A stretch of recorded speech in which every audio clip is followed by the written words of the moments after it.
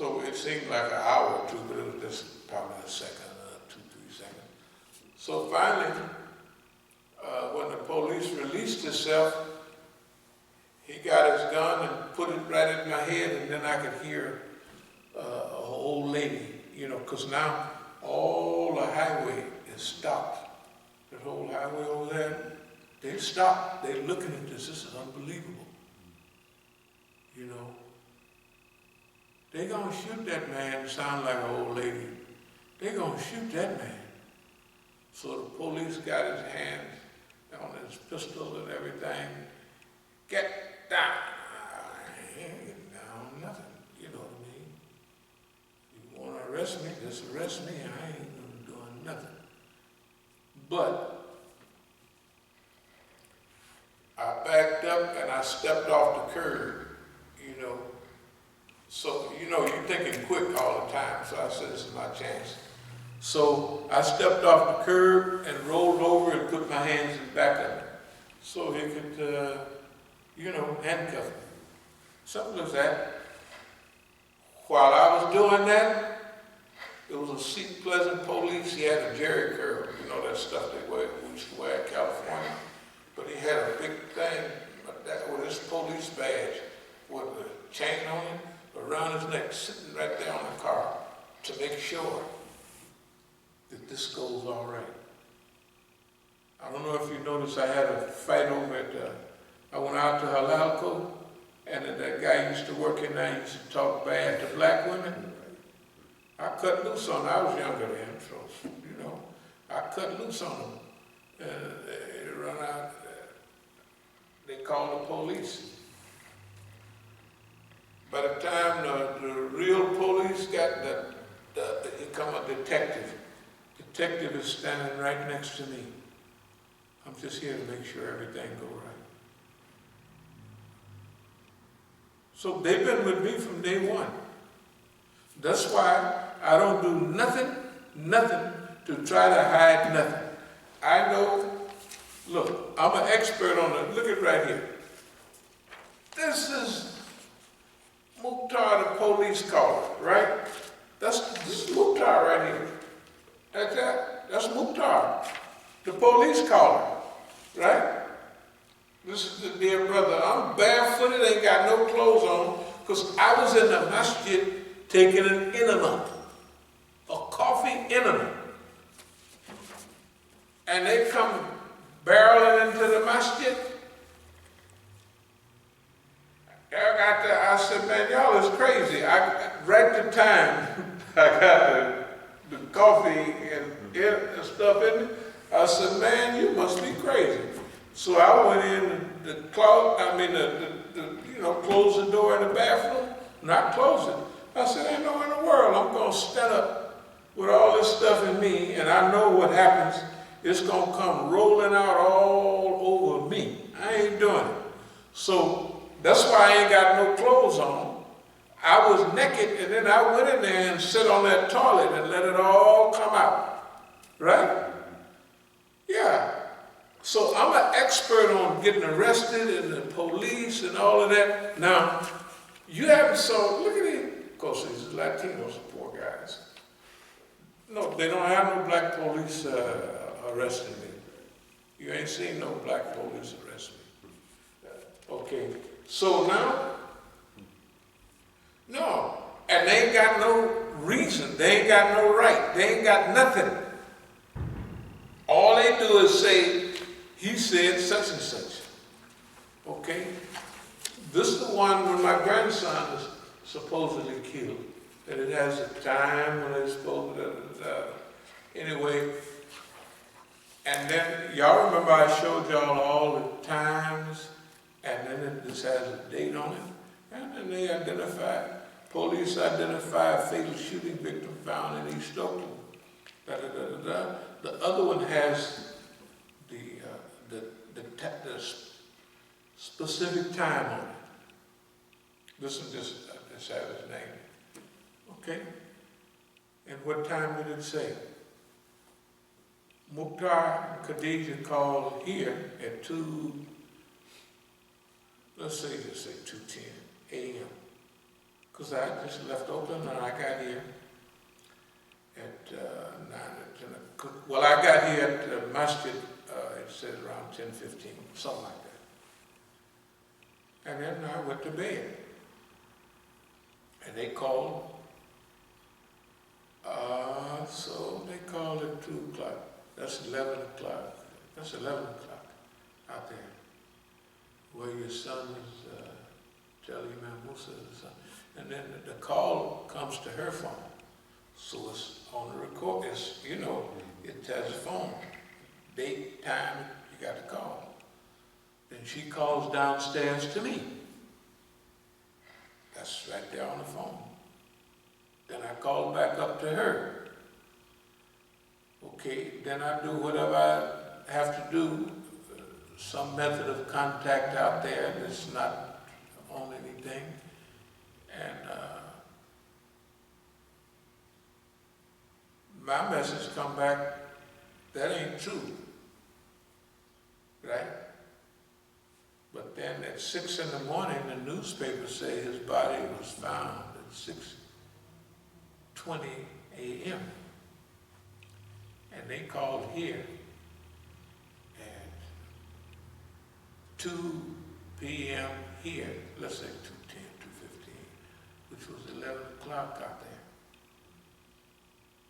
The day before, it's 11 o'clock. Anyway, we didn't went over it 50 times here. Ain't nobody never went and asked them nothing about nothing. So whatever they do, they got a right to do it. You know what I mean? Yeah, whatever they do, they have a legal right. They don't have a legal right, but they have a governmental right to do it. So what we're getting to is why our attitude is what it is, and how can you even think about contentment, right?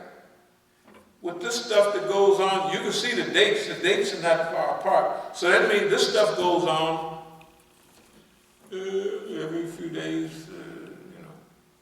Or it's all in a certain series of things. Like for instance, when Tufel was married, his family was living with him right there, right? When I put that extension on the house out there, which is probably falling down now, probably rained it is, but then it was nice. 2 days later, Karima got up and moved. Took the family. Gone. Right after that, we built that annex right back there. The annex was black carpet, studio looking thing. You could tell when it was built, it was pretty nice. That was 12 years ago. That's where we was going to have Masjid al-Islam news. But what's the brother, the little Bangladeshi brother? Yeah, that was here. Anyway, we didn't do it. Muhafiz was right here. He was right here all the time. He didn't do it, right? No big deal. Let's go next door. Forget about the gym that we put together. Well, the door's hanging off, but it'll be all right. But it's a good colored gym, you know. Remember, we used to have all our weights and stuff outside. I started getting a little older. Then in the winter, you know, you touch that iron, it would be really cold. I mean, not just cold. If you grab that cold bar, it's like grabbing, hey man, I said, good God Almighty. So I said, well, I am getting a little old. We might as well at least get out of the rain. You know, because see, that's the old time way we do. We just work out outside. So we didn't have to, but we went on inside. S&F, Sakina and Fatima's, right next door. Remember all the food that used to be there? And I set it up where I would cook the same food that we have here, and every Saturday and Sunday they could have food. They'd come in and they would do it. And then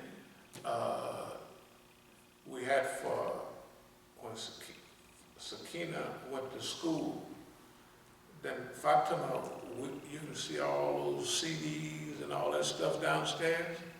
I would make the table, and she could come and whatever people bought, she could keep it. She didn't have to pay for that. That's pretty good. When you don't have to set up the table, you don't have to, all you do is stand there and collect some money and then go home. That's pretty nice. Well, where did they go? We done built the whole building for them, right? We done put Fatima used to come down and stand down there. And the longer it got, the harder it was to get her. She'd come late and everything. Because somebody was telling her, leave your daddy down there alone. Make sure he gets the idea that he's by himself. That's not new. That's what all this was. That's why they would arrest my sons. 15 years, 20, 30, this is 86. That's a long time ago. Man, that's 34 years ago. That's 34 years ago. But they would arrest both of my sons. Not only they would arrest them, but if we stand there in front of the Masjid, the police would drive by. Yeah. And one time they was arresting my son in his hangout on 96, so I got it. They said it was a shotgun in the Masjid. So I run around. You know, when you get in this thing, I had to kind of let it go. Because it's not only them, but it's the mission. It's hard enough for young brothers to survive. Remember, they in Oakland, they right on the street. The Masjid is a block and a half from where we used to live up on the hill. Well, you know, just nice up there. And look, so now the police done targeted them. Then, because my son is talking, the oldest one, he's talking out of size now. Yeah, Dad, I'm too smart to get caught. I say, you mess around. You get, no, I'm too smart for that. So I said, oh my goodness, he got a dumb little girl telling this nigga he's smart. He's too smart. He's slick. Boy, you're handsome. And he's a young fool. So he can't, how can he not go for it? Because part of it is true. He got his perm. I think him and Sharpton was the last ones to get rid of their perm. I mean, he liked it, you know, way back then. And it's so pitiful because, like, they turn the chair around and sit in the chair, sleep with the chair, you know. So their hair won't get. I said, man, dear son, if you had that much discipline on literally anything, basketball, skiing, you'd be top. And if you just had that same discipline, that you're gonna sleep backwards, sitting in a chair to keep from messing up your hair. I said, man, if you had that much on anything, right? And just think about it. That's the way it was. But anyway, they wanted to keep me, so they moved on my sons. They moved on them. And I don't blame them for all the foolishness they do now. I don't blame them because who could hold on? No adult, now a kid, he go to jail, he get out. My oldest son, that poor guy, he go to jail, he get out. Every time he get his little car with his rims on it and everything, right? And they zipping down the street. I said, well, it ain't gonna be long. And it's true. Police get him. And then after a while, he gets the idea. Because they scared of the police. They're not just paralyzed, but they like everybody in the neighborhood. They, you know, because, you know, I was doing what I was doing with the police. Same thing with my younger son. Police in the Masjid, when he's going to one reach like that, they panic. I can hear the panic in their voice. I don't like that. I don't like that. somebody in my family should be scared of the police. But they've been conditioned like that. And they don't take either when it comes to you like that, either you gotta fight it and get tough and smart and all that, or you be like everybody else. Okay, so they both dope fiends. It's not their fault. It's not their fault at all. Why? Because remember I said I used to take them on trips, boy, they'd be all nice and smart for about a week in the environment. Same thing with my daughters. They told me, what was that yesterday? Something, you know, all that dumb stuff going on in my house. I had a bill for $801 for the water. I'm gonna pay it this one time, and after that I'm cutting the water off, or let it get cut off, because it's too much, you know. I called the lady the other day, she said, no, the toilet is running. I said, no, I've been here. I said, the water bill used to be $170 on average. I said, then, when I got back, it was up to $320. No problem.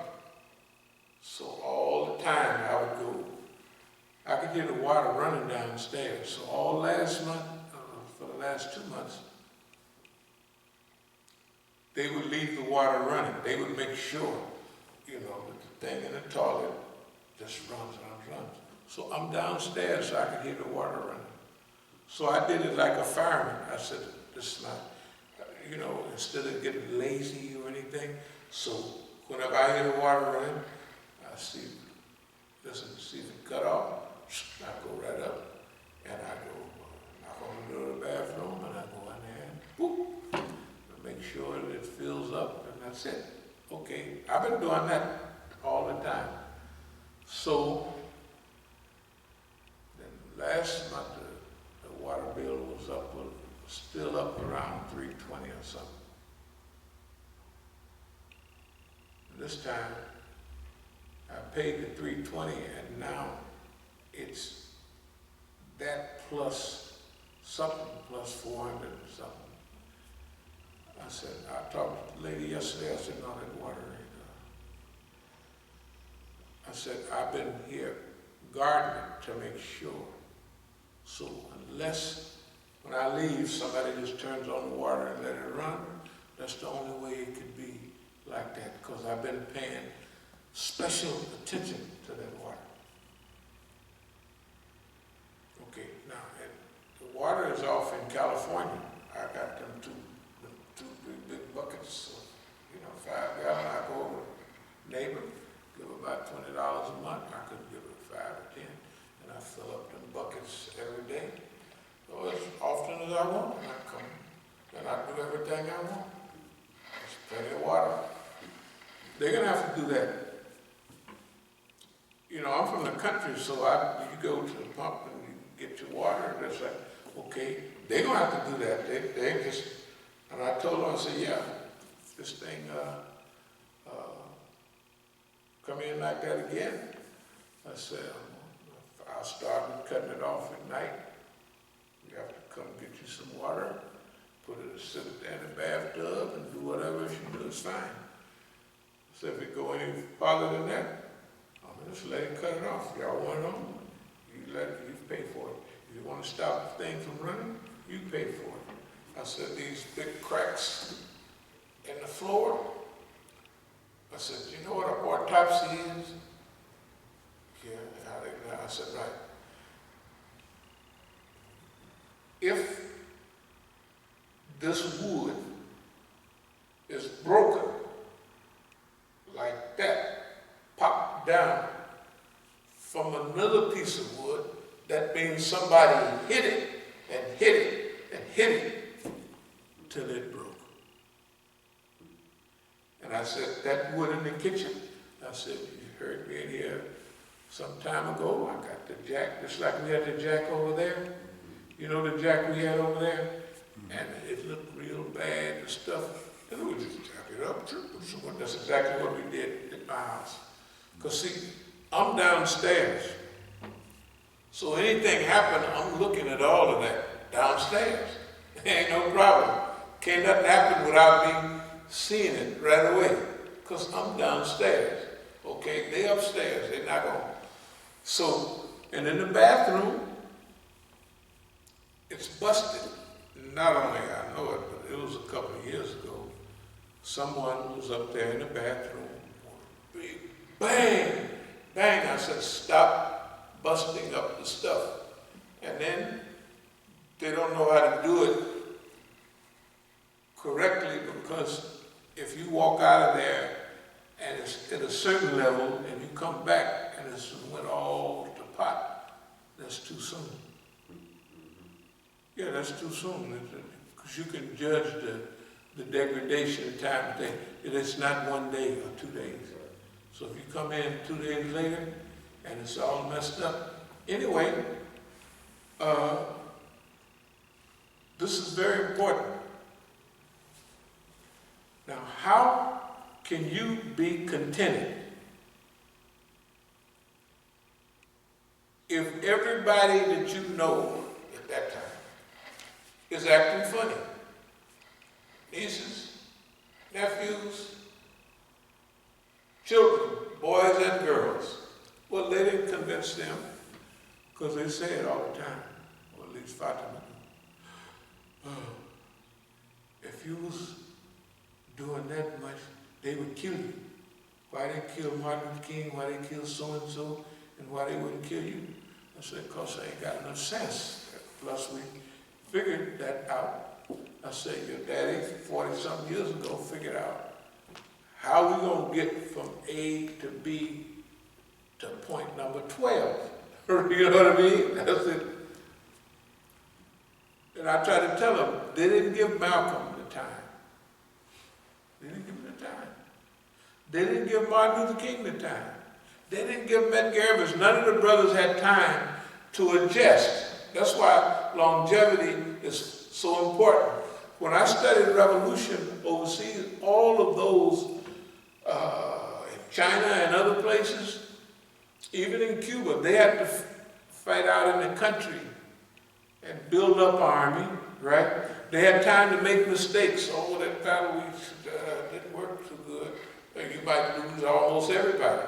But in revolutionary ideas, if you don't lose, if you got 10%, I believe you got 1%, you're still rolling. But they say if you lose even 90% of your cadres and whatever, you're still rolling. I believe as long as one nigga alive